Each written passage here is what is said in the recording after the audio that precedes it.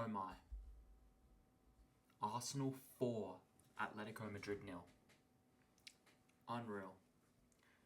That was the best performance I've seen since Madrid by far. Definitely. I don't think there's anything that really comes close to it. You know, so far this season, like, we've been good, but we haven't had any performances where you've looked at us and thought, oh my god, we were phenomenal. That was one of them. Because look, there's this narrative about this game that, you know, we were shit in the first half and we just killed them in the 13 minutes. I'd disagree, but anyway, let's get into it, because I mean, this was ridiculous. Like, this was a game that I was quite nervous for. If you watched the pod, make sure to go check out the Time Zone Derby podcast. Go subscribe. This is a game that I was quite, nervous for. I thought it would be a pretty scrappy game. Not because we would play haram ball like everyone said, but because they would. And I went 1-0 Arsenal with a Gabriel corner. Funnily enough, he scored the first goal. And in the first half, it was pretty much what I expected. You know, we were definitely the team that was in it. There was only really one moment. I'll bring up the first half stats. They only had the two shots. There was this one that was the free kick, and then there was this moment here where Raya, bozo moment, comes up for the ball, completely, I don't know what he's thinking, and then Alvarez has a chance to score into an open goal, but he's not there. Alvarez, I actually thought, was quite decent. But with us, I mean, we had chances. There was the Martinelli offside goal. You know, there was a few chances here. We weren't particularly amazing, but I did definitely think we were the better team. Probably should have gone maybe 1-0 up. Couple of moments. I mean, as you can see, there weren't that many incredibly big chances, but still, first off, I thought Saka absolutely peppered his fullback. This guy, Hanko, he got cooked. He got absolutely cooked. Saka rinsed him. If we, I guess, check the stats here. What do we have? Am I dumb? So look, he didn't have the most incredible game, but in terms of 1v1, rinsed him. But yeah, first half, I mean, we were okay. Second half, we got a lot better. And that was when all the goals came. You had the first goal, which was the Gabriel header from a corner. If it lets me click it. Ridiculous delivery from Declan Rice. Like a joke. Like a joke of a free kick. That is just what Declan Rice is on those set pieces. Those consistent deliveries that he's able to send into the box. There's just a sense of inevitability when it comes to this Arsenal team. Like, I'm watching Arsenal and I'm not getting worried in the same way that I was getting worried last season when, we aren't really, when we aren't scoring, when we aren't creating the greatest chances imaginable. There's just this sense of inevitability. We're so solid defensively that we're just not going to concede. And maybe if we concede one, then there's panic. Then it's panic mode. But then we're so good from these set pieces that you just feel like there's going to be something. I know that that's not always completely sustainable, and I understand that. But it's actually ridiculous. And then there was this goal. This was the best goal that we scored, by far. Miles Lewis-Skelly makes a ridiculous run through the midfield. You can't take this guy off the ball. You just can't. Plays Martinelli through, and he takes the most beautiful first-time finish. I mean, this is why I said, get Martinelli some competition. And the funniest thing is, we didn't even really get him in some proper competition like that. But him and Trossard are competing for a spot now, and he's just a lot better. Like, Martinelli this season, he's improved massively, and I think it's also because his role's changing. Like, this team where we're just a little bit more fluid through the middle of the pitch. We create more chances, so we don't really need him carrying the ball, trying to take on his fullback as much. we can just, play him on the counter, let him get into those areas and behind. And it's working out way better for him. He scored 3 goals in 3 Champions League games now. Got the winner against City. He is improving massively. This is the best version of Martinelli I've seen since the 22-23 season. He looks very, very good. And then in a 3-minute span, Gyökeres gets 2 crappy goals, but we do not care how he gets them. Because it's much more sustainable to have your striker tap him in from 1 yard out with his crotch than score worldies every week. It's much more sustainable. If you get a striker like Haaland, and I'm not saying Gyökeres is anywhere near Haaland, if you get a striker like Haaland who's going to score 40 goals a season, there's going to be a lot of goals like that. There's going to be a lot of crappy, scrappy little goals, but we don't care because that's so good for his confidence. There was this one where the ball just sort of falls to him. He doesn't panic. He just sort of taps it into the bottom corner. And then there's this one where Gabriel heads it off the floor and he literally just shoves it in with his crotch. It was quite funny. Gyökeres, he's just a funny player to watch. And I actually think he looked quite good throughout most of the game. Gyökeres is a player where I've been noticing the performances have been getting better. I think I said this in the Fulham review. The goals have been drying up, and I'm not going to defend him and say that, it's all good. I want my striker scoring goals. But even when he hasn't been scoring, I feel his link-up play's been improving. He looked like he had never even kicked a football his first few games at the club. Whereas he's improving. He's actually improving, and we just need the goals to come, and I know they will. This is a guy that I backed. This is a guy that I wanted. I know he will score. He's not the prettiest player to watch. The team just has to adapt to him. But he will score goals for Arsenal. I'm telling you, he will. And yeah, I'm so happy for him that he was able to get those 2 goals today. Because if he starts scoring, if he actually hits form, we might be unstoppable. We might genuinely be unstoppable. I haven't said that we're going to win the league yet. Because I didn't predict us to win the league in the pre-season. And it's only October, so I'm not going to change anything. But at the same time, there's a feeling around the team right now. You can feel that there's something special going on. You can feel that there's something building. And it was a phenomenal win.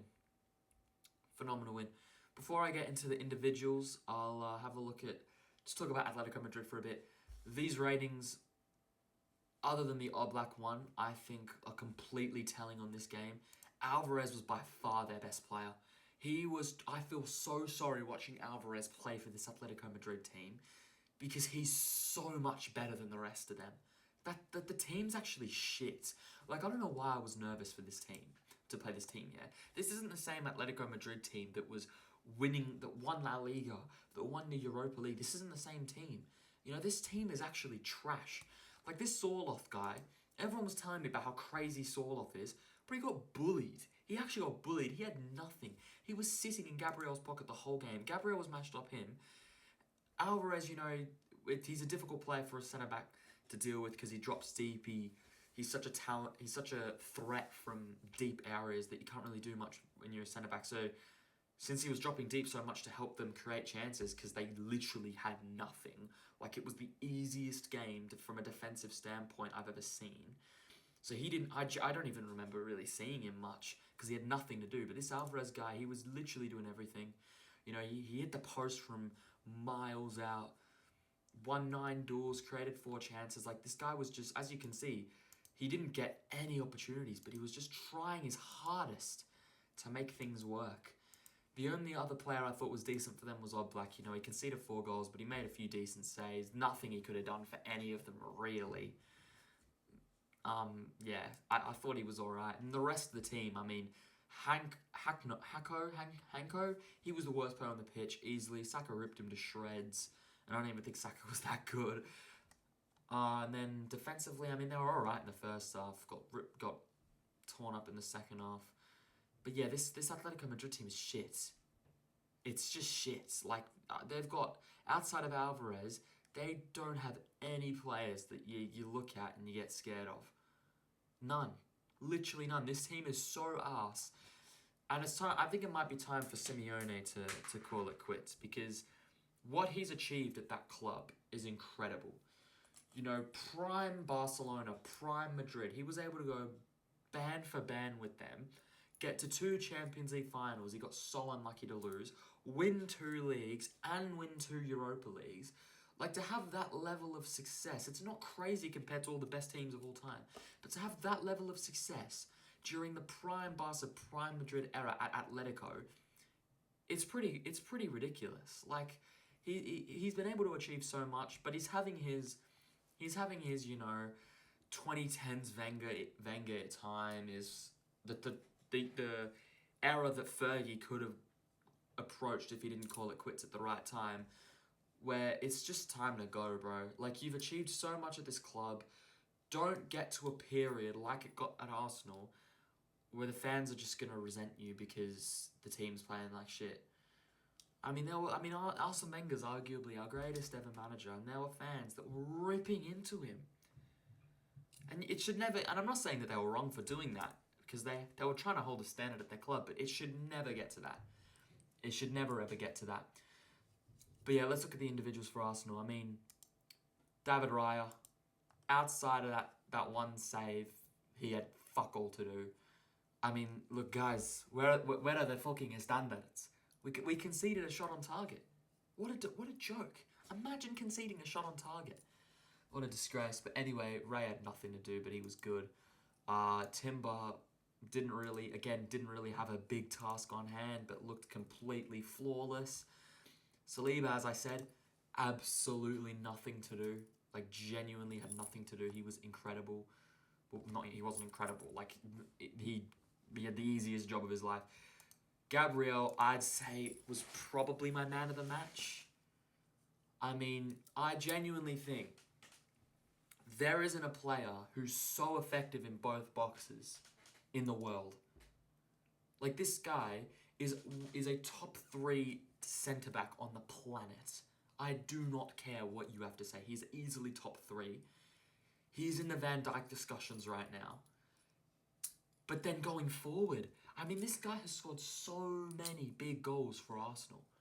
You know, if just looking at away games, he scored at the Etihad, he scored at Old Trafford, he scored at Anfield, Stamford Bridge, St. James's Park.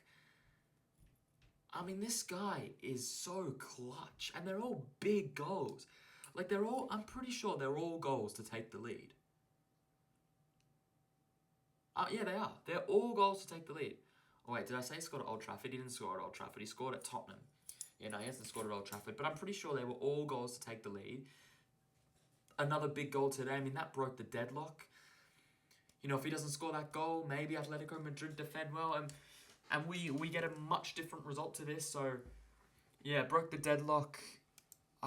He was my man of the match. Another contender was Lewis Skelly. He was phenomenal. I thought Lewis Skelly was incredible. And look, I prefer him to Calafiori. I just think that he's tidier, he's better defensively. Yeah, maybe those runs into midfield could leave us a little bit exposed. But Calafiori makes like massive runs forward as well. Like, I just think he's such a joy to watch, and I understand stylistically why we'd go for Calafiori, because he holds the width more, you know, as opposed to overloading the midfield.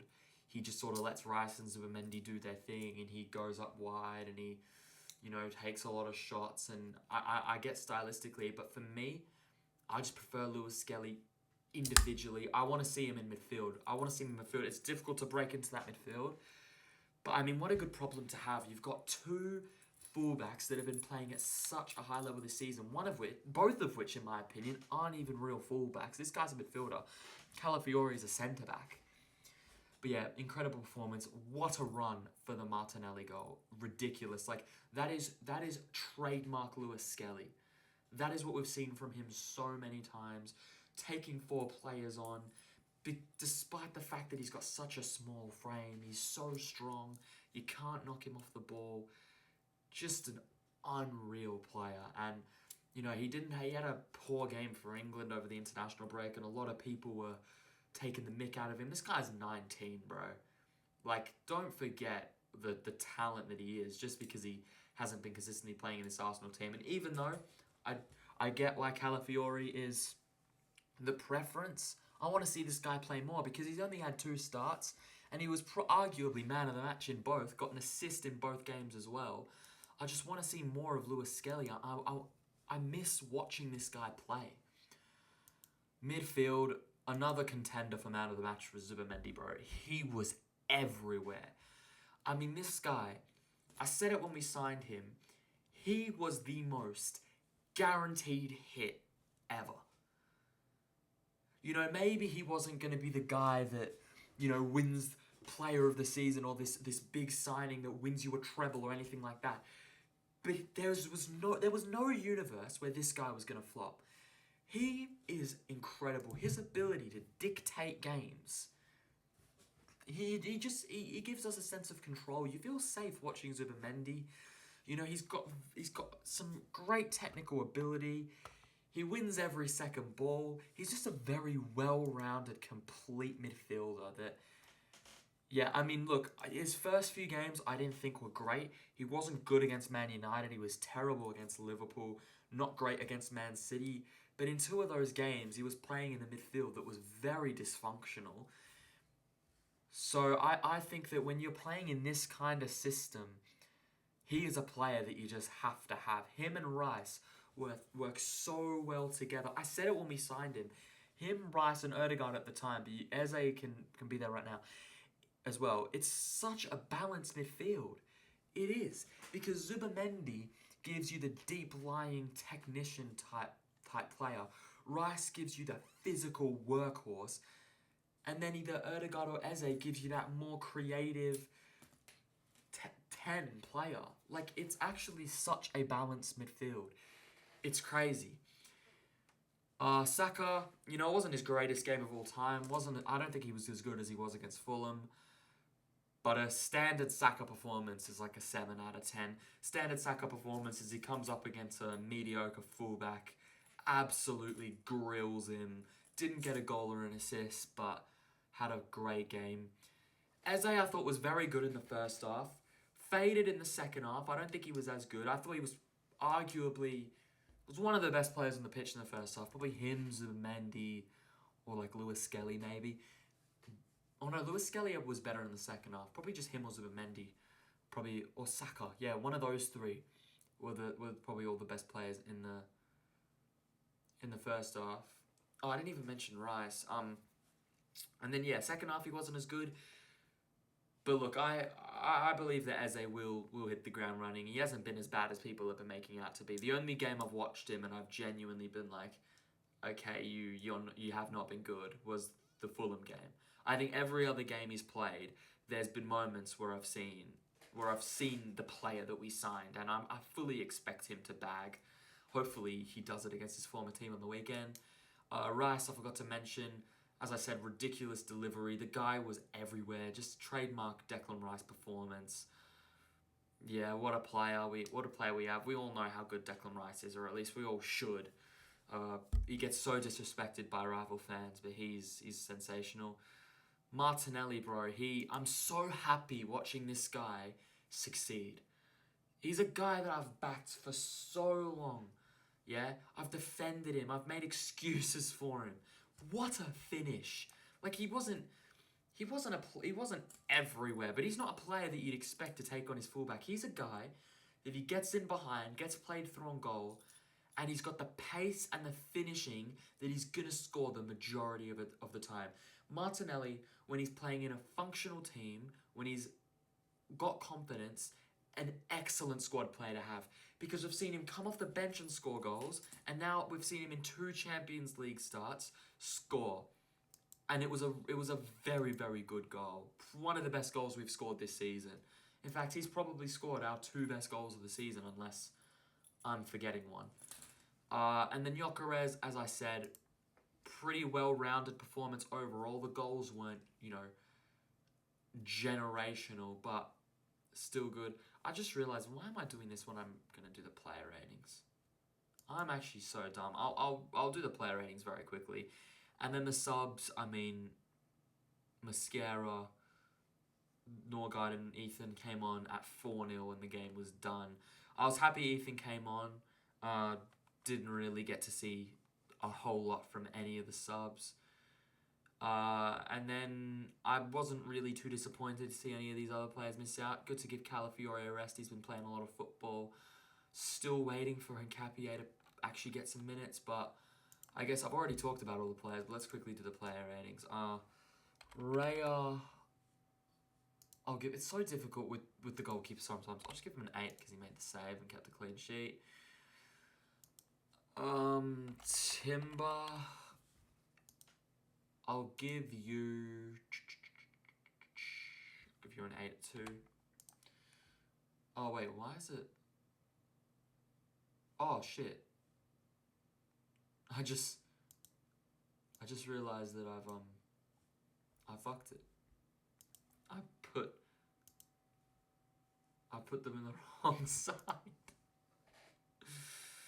Oh, that's so stupid. I'm actually such an idiot. I'm actually the biggest idiot on earth. I put them on the wrong fucking side. Okay, let's do this again. Raya, give him an 8. Timber. I was wondering why there are 3 defenders in a 4-2-3-1. Timber can get an 8. Saliba, I'll give a 7, purely because he literally had nothing to do. I don't remember seeing him at all. 7. Gabriel, you can get a 9. Lewis Skelly. I know this is so boring. It would have been better if I you know, gave my review when I was doing this, but whatever, I'm an idiot. Rice, you can get an 8. Zubi Zubi Doo. Zubi Zubi Doo, where are you? I've got some work to do now. Saka, yeah, you guys can hear my singing. Saka, I'll give him an 8. See, the rating's obviously going to be a little bit inflated when you win 4-0. And then Eze, we give I'll give him a 7 just because we won 4-0. Martinelli. The fuck? I'll give you an 8. And then Big Yok. Give you an 8 as well. So yeah, a lot of 8s. As I said, these 2 were the main man of the match contenders. So I gave them both 9s. Pretty much everyone else gets an 8. And yeah, I mean, statement win from Arsenal in my opinion. You know, I've seen this team make some statements before, but you know, just beating an established European team as mediocre as they are, beating an established European team 4-0 at home, it's pretty remarkable. But yeah, as I was saying before, real talk, there's something happening right now. Something happening. Like, I can just feel it in my bones that this team is going to achieve something big.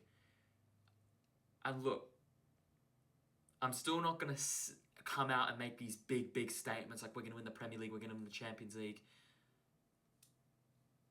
But genuinely, I think we have the best squad I've seen this Arsenal team have. And the potential is so high. Like, I don't think, in terms of the football that we've been playing overall, I don't think it's been what it was for that first half of 2024 when we got like 16 wins in 18 games or whatever it was and we were impossible to score against. But I think the defense has gotten better and the mentality, you can see a shift. You know, they're ruthless. They're going into these bogey games that we've struggled with and they're just finding a way to win. And is that sustainable? We'll have to wait and see. But I think the football's going to get better. I don't think we've seen anywhere near the best from Arsenal. You know, you got people on Twitter talking shit saying, oh, Arsenal can make a 4-0 win look boring. Do you know that you're basically just saying that we absolutely demolished one of the biggest clubs in Europe without getting out of second gear? Like, is that's literally what you're admitting? You think you're taking you think you're talking shit, but you're genuinely just admitting how good we are. It's crazy. You know my thoughts. If I know I don't make many YouTube videos, but if you know my thoughts from TikTok, go follow me on TikTok, Ecas4. Go subscribe to the Times on Derby podcast. Subscribe to this channel. If you come from my TikTok, you'd know that we have to win this year because we have the squad. If there's any year where Arteta's going to deliver for Arsenal, it's this season. And that's even more backed up by the fact that Liverpool have started the season poorly. There's a lot going wrong with them. But even the Champions League, like, there's no reason why we can't win that. I think Bayern, that's in November, that's the big test. Is it November? I think it's late November. That's the big test. They've won literally every single game they've played in Europe. They're the most informed team in Europe right now. And I'd say that you can make a case that we're a close second. Maybe Madrid or PSG are two teams that you could put in that discussion. I think that's definitely the top four in terms of what we've seen so far this season. But yeah, something big's happening, and I can feel that we might just win something big. I can feel it.